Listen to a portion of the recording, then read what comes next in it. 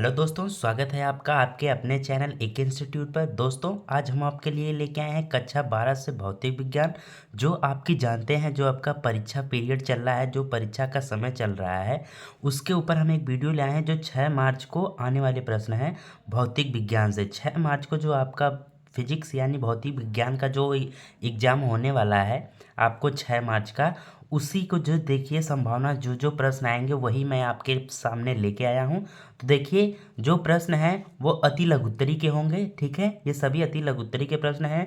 जो सभी प्रश्न 3 अंक के होंगे। ठीक है, 3 अंक के ही आएंगे ये जो सभी प्रश्न हैं। ठीक, 5 नंबर में आपका बिल्कुल भी नहीं आएगा, 3 नंबर या 2 नंबर में ही आएगा आपका। ठीक है, तो आप लोगों को क्या करना है, प्रश्नों को सही तरीके से रिवीजन करना है, क्योंकि अब वही समय है, बस केवल प्रश्न को ध्यान में रख के एग्जाम हॉल में बैठना है। ठीक है, क्योंकि आपको प्रश्न याद रहेगा तो जाके आप आंसर लिख पाएंगे। ठीक है, यानी फोकस ऑन क्वेश्चन ओनली, केवल आपको प्रश्न पर आपको जो कि ध्यान देना है। ठीक है, चलिए तो हम तुरंत प्रश्नों की तरफ अपने आप चलते हैं। ठीक, चलिए हम प्रश्नों की तरफ चलते हैं। ठीक, यहाँ पे देखिए आपका पहला प्रश्न जो है काफ़ी ज़्यादा इम्पोर्टेंट है कि विद्युत किसे कहते हैं। ठीक है, इसकी मात्रा क्या होती है। ठीक, विद्युत क्या है, विद्युत यानी कि आवेश। आवेश देखिए यहाँ पे किसे कहते हैं, विद्युत।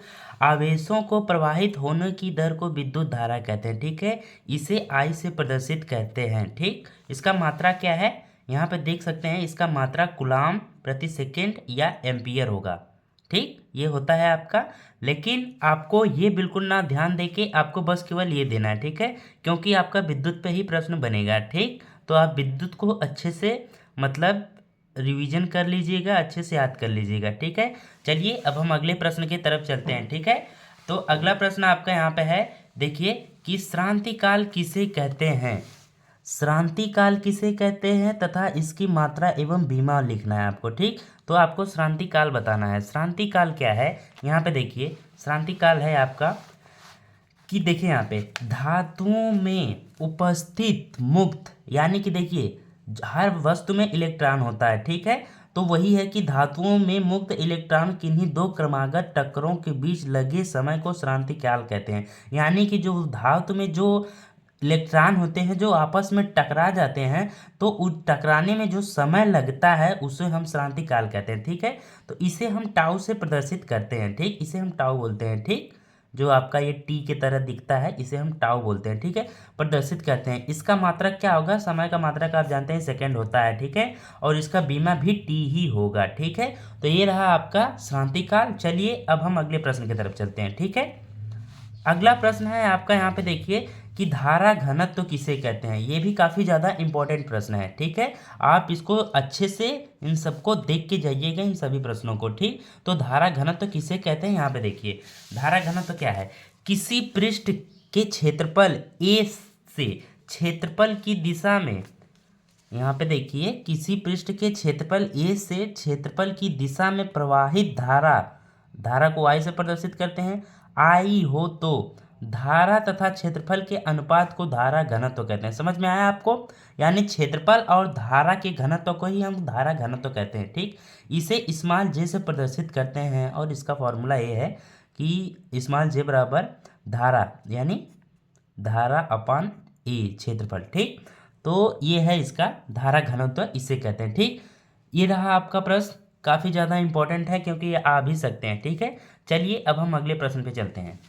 यहाँ पे देखिए अगला प्रश्न जो है, चौथा प्रश्न आपके सामने है कि अनुगमन वेग या अपवाह वेग क्या है। ठीक है, अनुगमन वेग आया है। ठीक, ये आ जाता है, काफ़ी ज़्यादा इंपॉर्टेंट प्रश्न है ये। ठीक, कि इस प्रश्न को आप ध्यान से देखिए, अनुगमन वेग या अपवाह वेग क्या है एवं इसका सूत्र भी आपको लिखना है। ठीक, इस तरह का ही प्रश्न आ सकता है आपके सामने। ठीक है, तो आप देखिए अनुगमन वेग क्या होता है।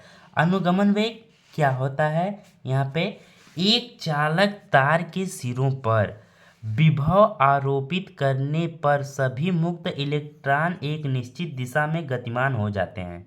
ठीक है, इलेक्ट्रॉन का यह न्यूनतम अनुशासित वेग अनुगमन वेग कहलाता है। ठीक, इसे वीडी से प्रदर्शित करते हैं। ठीक, इसको हम वीडी से डिनोट करते हैं, आप जानते हैं। ठीक है, और इसका सूत्र या फार्मूला यही होगा, देखिए VD equal to V E upon L M into K tau. ठीक है, ये इसका सूत्र होगा अनुगमन वेग का। तो आप इसको मत ध्यान दीजिए, प्रश्न को ध्यान दीजिए, ठीक है। आपको बस एक प्रश्न अच्छे से रिवीजन करके जाना है बस, ठीक। अब अगला प्रश्न हम चलते हैं अगले प्रश्न की तरफ। अगला प्रश्न क्या है, काफ़ी ज़्यादा इंपॉर्टेंट प्रश्न है, इंपॉर्टेंट प्रश्न है, लिख के ले लीजिए, ये आ जाएगा, ठीक है। अगला प्रश्न है, ओम के नियम को सत्यापित कीजिए, ठीक है। ओम के नियम को आपको पढ़ के ही जाना है, क्योंकि ये आएगा या इससे रिलेटेड आएगा, या तो परिभाषा या डेरिवेशन कुछ भी आएगा, लेकिन ओम से आएगा, ठीक है, क्योंकि काफ़ी ज़्यादा इम्पोर्टेंट है ये, ठीक। तो हम देखेंगे ओम के नियम को, ठीक है। तो ओम का नियम क्या है आपका, यहाँ पे देखिए, ओम का नियम क्या है, यदि किसी चालक की भौतिक अवस्था, जैसे उसकी अवस्था क्या है, या ताप या गर्म है, दाब, प्रेशर लग रहा है, आयतन, ठीक है, आदि स्थिर हो तो चालक के सिरों पर आरोपित विभवांतर चालक में प्रवाहित के धारा के समानुपाती होता है, ठीक है। ये ओम का नियम है। इसका देखिए फॉर्मूला क्या होता है, जैसे यहाँ पे बोला है विभवांतर भी और आई धारा के समानुपाती होता है, ठीक, यही ओम है। तो मान लीजिए जहाँ पे हम इसको प्रोपोर्शनल हटाएंगे तो एक स्थिरांक आर आता है, ये स्थिरांक होता है, ठीक। तो यहाँ पे भी विभव बराबर क्या हो जाएगा, आई आर, या फिर हम इसको लिख सकते हैं आर, आर को इधर लाएंगे तो वी अपान आई हो जाएगा, ठीक है। देखिए वी अपान आई हो जाएगा, ठीक। तो ये है ओम का नियम, ठीक।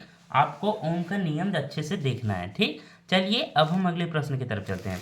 अगला प्रश्न है आपका काफ़ी ज़्यादा इंपॉर्टेंट प्रश्न है, विशिष्ट चालकता से आप क्या समझते हैं, ठीक। विशिष्ट चालकता से आप क्या समझते हैं, देखिए विशिष्ट चालकता क्या होता है। विशिष्ट चालकता, देखिए यहाँ पे विशिष्ट चालकता क्या है, विशिष्ट प्रतिरोध के व्युत्क्रम को विशिष्ट चालकता कहते हैं, बस। विशिष्ट जो प्रतिरोध होता है उसी का उल्टा ही विशिष्ट चालकता कहलाएगा, ठीक है। इसे हम यहाँ पे देखिए सिग्मा से प्रदर्शित रो से प्रदर्शित करते हैं, ठीक है, देख लीजिए, ठीक। ये रहा विशिष्ट चालकता, ठीक। चलिए अब अगले प्रश्न की तरफ हम चलते हैं, ठीक है। आपका अगला प्रश्न है यहाँ पे कि जूल का नियम किसे कहते हैं, स्पष्ट कीजिए, ठीक है। ये भी काफ़ी ज़्यादा इम्पोर्टेंट है, ठीक है, इम्पोर्टेंट है ये काफ़ी ज़्यादा, जूल का नियम भी आता है, ठीक। जूल का नियम किसे कहते हैं वो देखिए। जूल का नियम क्या है, किसी चालक में उत्पन्न ऊष्मा चालक में प्रवाहित धारा के वर्ग के समानुपाती होता है, इसे जूल का नियम कहते हैं, ठीक है। जो धारा के वर्ग और ऊष्मा यानी ताप की जो समानुपाती होता है उसे जूल का नियम कहते हैं, ठीक है। जैसे कि यहाँ पे देख लीजिए, इसे एच से प्रदर्शित करेंगे क्योंकि एच हीट है, ठीक है। तो यहाँ पे देखिए जैसे ये रहा एच यानी ऊष्मा समानुपाती प्रवाहित धारा, ठीक है, धारा का वर्ग है, ठीक। यही है जूल का नियम। इसको मान लीजिए हम यहाँ पे एक H1 प्रोपोर्शनल टू HI2 मान लेते हैं, ठीक है, H1 और HI2 का स्क्वायर 1 का स्क्वायर, ठीक। फिर मान लेंगे H2 प्रोपोर्शनल टू I2 का स्क्वायर, ठीक। एक हम इसको फॉर्मूला निकाल रहे हैं, ठीक है, जो आपका यहाँ पे है, ठीक। देखिए तो समीकरण एक और फर्स्ट से क्या हो जाएगा, दोनों को हम यहाँ डिवीजन में लिख देंगे, ठीक है, 1 2 1 2, ठीक। तो यहाँ पे ये आ जाएगा कि H बराबर IRT अपन 4 इंटू, ये एक नियत सूत्र है, ठीक है। जहाँ पे आप देख लीजिए एक नियत है, जहाँ पे T क्या है, नियत है, R क्या है, नियत है, और 4.2 ये फॉर्मूला में होता है, ये भी नियत ही होता है, ठीक, ये इसका मान होता है, ठीक। तो ये है जूल का नियम। चलिए अगले प्रश्न की तरफ। अगला प्रश्न है आपका कि किलोवाट घंटा या यूनिट किसे कहते हैं, ये भी इम्पोर्टेंट प्रश्न है, ठीक। प्रश्न को भी देखिए आप, ठीक। तो यहाँ पे देखिए तो क्या होता है किलोवाट घंटा, उसको देख लीजिए आप थोड़ा, या यूनिट, देखिए किलोवाट घंटा या यूनिट ऊर्जा का मात्रक होता है, ठीक है। इसकी सहायता से घरों में व्यय होने वाली ऊर्जा को मापा जाता है, ठीक है। यदि किसी पद्धति में नहीं होता तो इसे हम kWh में प्रदर्शित करते हैं, ठीक है। यानी कि इसका एक फॉर्मूला निकलेगा आपका, मैं बताता हूँ, जो आपके घरों में बिजली चलती है उसी के माध्यम से उसके यूनिट को निकाला जाता है, ठीक है। तो इसका फॉर्मूला क्या है ये देखिए आप, यहाँ पे देखिए इसका जो है कि एक फॉर्मूला यहाँ पे कि WVIT अपान के 1000, ठीक। किलोवाट घंटा, या इसको यूनिट निकालना होता है तो जितना वाट चला तो वो आपका वाट और घंटा दिन अपान के हज़ार। ठीक है, इससे आप अपना जो है कि यूनिट निकाल सकते हैं। ठीक, ये फॉर्मूला है दोनों। ठीक है, चलिए अब हम अगले प्रश्न की तरफ चलते हैं।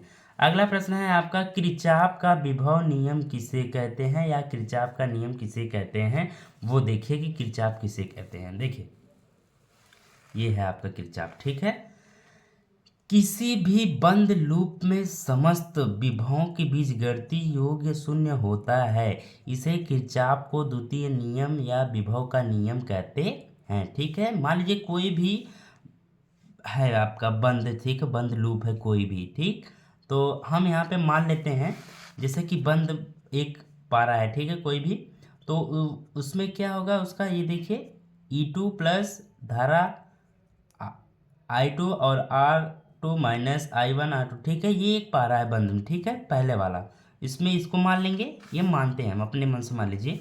और ये पारा है आपका दूसरा वाला, उसमें क्या हो रहा है कि माइनस, यहाँ पे देखिए नहीं दिख रहा है आपको, हाँ, minus I1 plus I2 into के R minus I2 R2 plus K2 equal to 0। ठीक, ये दोनों मतलब आपका दो पारा में आपका ये माना गया है। ठीक है, तो आप इन दोनों को मत देखिए, बस आप केवल प्रश्न को देख लीजिए। ठीक है, जान लीजिए, इसको छोड़िए।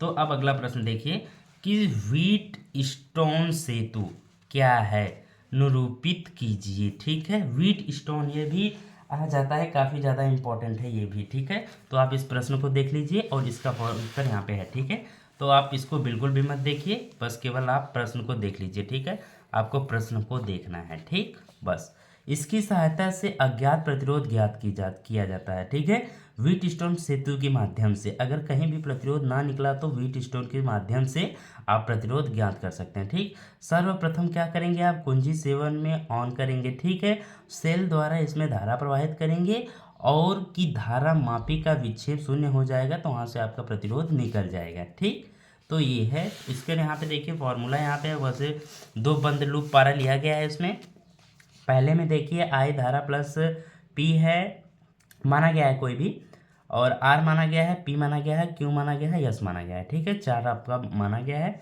और जहाँ से कि ये आपका आ रहा है, पहले में I1P बराबर I2R, ये पहला समीकरण बन रहा है। दूसरे में क्या निकल रहा है यहाँ से, देखिए कि I2 यस प्लस I1S2। ठीक है, यही होगा, बस इनको डिवीजन करने के बाद इसका ये यहाँ पे आ जा रहा है। ठीक है, तो यही है व्हीटस्टोन के सेतु।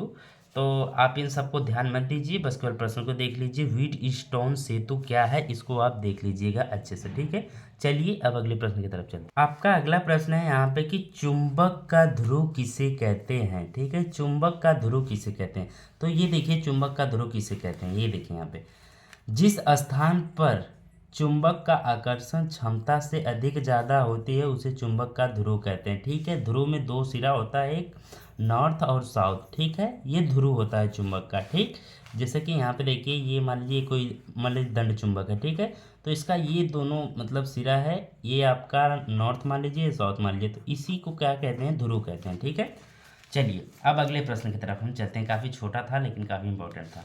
तो यहाँ पे देखिए चुंबक में ही हम जो है कि दाएं हाथ का नियम भी पढ़ते हैं। ठीक है, तो दाएं हाथ का नियम किसे कहते हैं वो देख लीजिए। दाएं हाथ का नियम क्या है उसको देखते हैं। यहाँ पे देखिए दाएं हाथ का नियम क्या है, इस नियम के अनुसार हम अपने दाएं हाथ को इस प्रकार खुला रखते हैं कि अंगुलियां अंगूठे पर लंबवत होती हैं।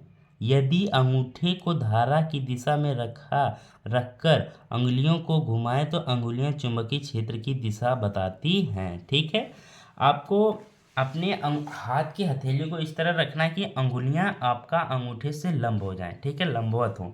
ठीक, उसके बाद अंगूठे को धारा की दिशा में रखेंगे और अंगुलियों को जब अपने उंगलियों को घुमाएंगे तो वो चुंबकीय क्षेत्र की दिशा बताएंगे। ठीक है, चलिए ये है आपका दाएं हाथ का नियम। ठीक है, चलिए अब हम अगले प्रश्न की तरफ चलते हैं।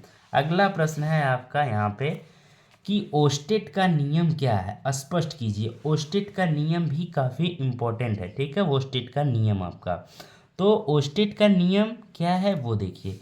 आपको बस केवल इन प्रश्नों को ध्यान से देखना है, बस मेरे कहने का मतलब ये है। जैसे कि आपने दाएं हाथ का नियम देखा, उसको देख लेना है, और ओस्टेट का नियम क्या है इसको आपको याद में रखना है बस, और कुछ नहीं याद रखना है, ठीक। इसके बाद आप अपना लिख लेंगे, ठीक है, कोई दिक्कत नहीं है। देखिए ओस्टेट का नियम क्या है। ओस्टेट के अनुसार जब किसी तार में विद्युत धारा प्रवाहित की जाती है तो उसके चारों ओर वैद्युत क्षेत्र उत्पन्न हो जाती है, ठीक है। और जब बैटरी का ध्रुवता बदल देते हैं तो चुंबकीय क्षेत्र में की दिशा भी बदल जाती है। वाह, कितना सिंपल है। जब आप ध्रुवता बदलेंगे मतलब विद्युत क्षेत्र बदलेंगे और ध्रुवता बदल देंगे तो इसका जो है कि दिशा भी बदल जाएगा। बस ये ओस्टेट का कहने का मतलब है, ठीक है। चलिए अब हम अगले प्रश्न की तरफ चलते हैं। ओस्टेट का नियम बस यही है, ठीक है, और कुछ भी इसमें आपको करने की जरूरत नहीं है, ठीक। बस आपको ओस्टेट को याद रखना है, ठीक। चलिए अगले प्रश्न की तरफ। प्रश्न है आपका यहाँ पे कि चुंबक बल की दिशा ज्ञात करने के लिए फ्लेमिंग के बाएं हाथ का नियम ज्ञात कीजिए। फ्लेमिंग के बाएं हाथ का नियम, दाएं हाथ का नियम, ये तो आपने पढ़ा ही है, तो ये भी काफ़ी ज़्यादा इंपॉर्टेंट प्रश्न है, इन सबको याद रखिएगा, ठीक है। तो चलिए हम पहले देख लेते हैं बाएं हाथ का नियम, उसके बाद दाएं भी देख लेंगे, ठीक है। दोनों में से एक आएगा, जरूर आएगा, ठीक है। इसको आपको अच्छे से पढ़ के जाना है, ठीक। तो यहाँ पे देखिए बाएं हाथ का नियम क्या है। देखिए बाएं हाथ का नियम आपका, यदि बाएं हाथ की प्रथम 3 अंगुलियां इस प्रकार खुला रखें कि तीनों एक दूसरे के लंबवत हों, तर्जनी अंगुली चुंबकीय क्षेत्र की दिशा और मध्यमान वेग की दिशा हो, तो अंगूठा आवेश पे लगने वाले बल को निरूपित करेगा। आपको किस तरह रखना है, यानी कि इस तरह, मतलब इसमें तो आएगा नहीं, अब मैं क्या करूं, माफ़ी चाहता हूं, आएगा नहीं। आपको अपनी उंगलियों को इस तरह रखना है, मतलब एक इस तरह होगा, ठीक, एक इस तरह होगा और एक ठीक इसके अंदर में ही होगा, तो ये तीनों आपस में अपने आप में लंबवत होंगी, ठीक। जैसे कि यहाँ पे जो ये है आपका, मान लीजिए ये अंगूठा है आपका, ये मध्यमान है, तो तर्जनी आपका अंदर से होगी, ठीक। तो इस पर आप अपना रख लीजिएगा, ठीक है। उंगलियां मतलब आपको समझ में आ जाएगा, बस ये कहने का मतलब है, आप ही आपके नोट्स में होगा ही। बस आप इसको फ्लेमिंग के बाएं हाथ के नियम को देख के जाइएगा। और अब चलिए हम फ्लेमिंग के दाएं हाथ के नियम को देखते हैं, ठीक है। तो यहाँ पे है कि फ्लेमिंग के दाएं हाथ का नियम ज्ञात कीजिए, ये अगला प्रश्न है, लेकिन इन दोनों प्रश्नों में से एक प्रश्न आना अनिवार्य है, ठीक। तो चलिए यहाँ पे देखिए दाएं हाथ का नियम क्या है। तो दाएं हाथ का नियम है आपका यहाँ पे कि इस नियम के अनुसार हम अपने दाएं हाथ को इस प्रकार खुला रखते हैं कि अंगुलियां अंगूठे पर लंबवत हो, अंगुलियों को चुंबकीय क्षेत्र की दिशा में तथा अंगूठे को धारा की दिशा में रखा जाए तो हथेली चालक पर लगने वाले बल की दिशा को निरूपित करती है, ठीक है। ये है आपका दाएं हाथ का नियम, ठीक। यही है दाएं हाथ का नियम, बाएं हाथ का नियम फ्लेमिंग के, ठीक है, चुंबकीय बल की दिशा ज्ञात करने के लिए। तो दोनों में से आप बस केवल एक आना ही आना है, दोनों आप तैयार कर लीजिएगा, एक जरूर आपको मिल जाएगा, ठीक है। ये 5 नंबर में भी आ सकता है, ठीक। चलिए अब अगले प्रश्न की तरफ चलते हैं। अगला प्रश्न है जो काफ़ी ज़्यादा छोटा और काफ़ी ज़्यादा इंपॉर्टेंट। तो देखिए क्या है, चुंबकीय द्विध्रुव किसे कहते हैं। तो चुंबकीय द्विध्रुव का है वो देखिए, यहाँ पे देखिए जैसे कि जब दो बराबर परंतु विपरीत ध्रुव सामर्थ्य एक दूसरे से अल्पतम सूक्ष्म दूरी पर हों तो इस प्रकार के निकाय को चुंबकीय द्विध्रुव कहते हैं। जैसे कि यहाँ पे देखिए, ये है आपका, मान लीजिए कोई चुंबक है, यहाँ पे देखिए ये आपका चुंबक है, ठीक। तो इन दोनों ध्रुवों के देखिए, इन दोनों के बीच में जो छोटी सी दूरी होती है उसी को द्विध्रुवी कहते हैं, यानी कि ध्रुव। आपको समझ में आ रहा है, द्विध्रुव में द्वि माने दो, ध्रुव मतलब ध्रुव, तो एक और दो द्विध्रुव का, और ये क्या है, दंड चुंबक है आपका, ठीक। इनको अल्पतम सूक्ष्म दूरी पर रख दिया जाए तो यही निकाय आपका चुंबकीय द्विध्रुवी कहता आता है, ठीक है। चलिए अब हम अगले प्रश्न की तरफ चलते हैं। दोस्तों यहाँ पे देखिए अगला प्रश्न है जो आपका कि चुंबकीय द्विध्रुव आघूर्ण से आप क्या समझते हैं, इसको आप स्पष्ट कीजिए, ठीक है। तो चुंबकीय द्विध्रुव भी आ सकता है आपका। तो देखिए चुंबकीय द्विध्रुव क्या है आपका। चुंबकीय द्विध्रुव ये है कि चुंबकीय द्विध्रुव में देखिए, चुंबकीय द्विध्रुव में एक ध्रुव सामर्थ्य तथा दोनों ध्रुव सामर्थ्य के बीच की दूरी के गुणनफल को चुंबकीय द्विध्रुव आघूर्ण कहते हैं। इसे कैपिटल एम से प्रदर्शित करते हैं। ठीक है, जैसा कि यहाँ पे देखिए ये आपका दंड चुंबक है, 2 सिरा है इसमें। ठीक है, ये द्विध्रुव है आपका। ठीक, और इसके बीच की दूरी मान लीजिए 2l है। तो हम फॉर्मूला क्या जनरेट होगा, कैपिटल एम बराबर क्या होगा, यानी चुंबकीय द्विध्रुव आघूर्ण बराबर क्या होगा, कैपिटल एम बराबर इसका ध्रुव होगा। ठीक, और इसका अल्पतम दूरी। ठीक, इन दोनों के गुणनफल को ही हम चुंबकीय द्विध्रुव आघूर्ण कहते हैं। ठीक है, तो ये रहा आपका बहुत ही इंपॉर्टेंट प्रश्न। ठीक है, चलिए हम अगले प्रश्न की तरफ चलते हैं जो काफ़ी ज़्यादा इम्पॉर्टेंट प्रश्न है। ठीक है, ये डेरिवेशन है, इसको आप तैयार करके जाइएगा क्योंकि ये आने वाला प्रश्न है। ठीक है, 6 मार्च को। ठीक, तो यहाँ पे देखिए आपका प्रश्न क्या है, ये रहा, एक समान चुंबकीय क्षेत्र में स्थित चुंबकीय द्विध्रुव पर लगने वाला बल युग्म आघूर्ण ज्ञात कीजिए। ठीक है, अब इसी के कारण मतलब बल युग्म आपको आघूर्ण ज्ञात करना है जो कि चुंबकीय क्षेत्र में स्थित है। ठीक है, जैसे कि मान लीजिए यहाँ पे कोई चुंबकीय क्षेत्र है। ठीक है, और इसमें आपका आघूर्ण रखा हुआ है। ठीक, ये आपका रखा हुआ है, तो इसको आपको ज्ञात करना है। ठीक है, तो ये डेरिवेशन की टाइप है, ये आपका होमवर्क में है। ठीक है, काफ़ी ज़्यादा आसान प्रश्न है ये। ठीक है, ये है आपका बहुत ही ज़्यादा इंपॉर्टेंट प्रश्न। तो यहाँ पे सबसे पहले आप इसको लंब मान लीजिएगा, तो ये देखिए ये त्रिभुज बन रहा है, बस इसी के माध्यम से आपको निकालना है। ठीक है, काफ़ी ज़्यादा कुछ नहीं है, नहीं होगा तो आप कमेंट कीजिएगा, मैं इस प्रश्न का उत्तर आपको बता दूंगा। ठीक है, लेकिन इन सभी प्रश्न को, जितने भी प्रश्न मैंने आपको बताया, ये सभी इंपॉर्टेंट प्रश्न हैं, इसको तैयार करके ही आप जाइएगा। ठीक है, और एक इम्पॉर्टेंट इन्फॉर्मेशन है, अगली वीडियो जब आएगी फिजिक्स की तो आपको बस केवल प्रश्न ही आएगा। ठीक है, बस प्रश्न ही बताया जाएगा। ठीक है, क्योंकि इन आंसर का लिखने का इस समय कोई मतलब नहीं है। ठीक है, बस आप इन प्रश्नों को याद रखिएगा। ठीक है, और रिवीजन करते रहिएगा, महा रिवीजन करते रहिएगा। ठीक है, चलिए ठीक है, धन्यवाद, मिलते हैं अब हम अगले वीडियो में। ठीक है, तब तक के लिए बाय बाय, और अच्छे से एग्ज़ाम की तैयारी कीजिए। ठीक है, धन्यवाद।